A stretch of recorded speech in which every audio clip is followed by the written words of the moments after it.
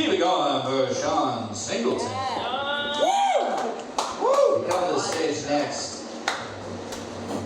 One of the newer comics on the scene.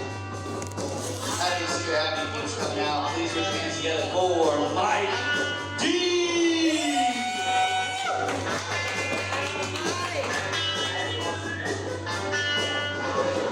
That song choice will make sense in about 3.5 minutes. My grandpa used to say some real sullen stuff. We're going down a curvy back road one time, I'm probably 7 or 8.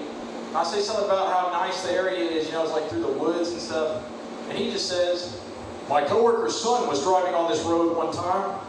He went headfirst into a semi on purpose.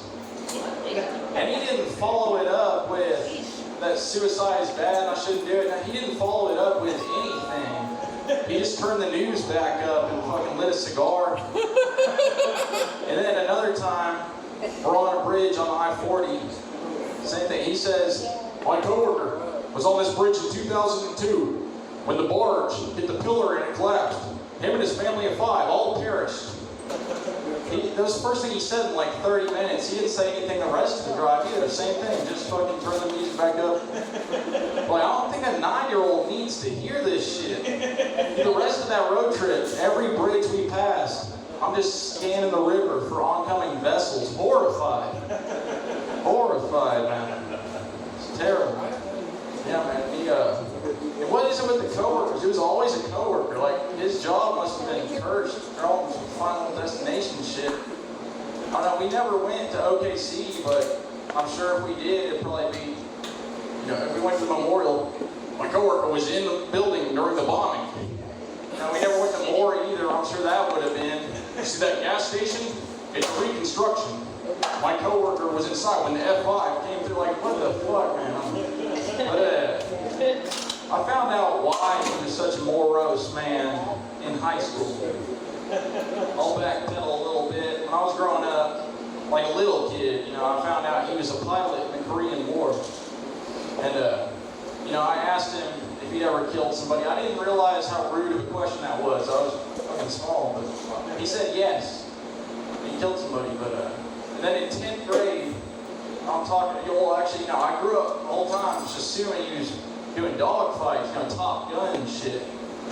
And then I'm talking to a friend in 10th grade, an autistic friend who's very obsessed with history.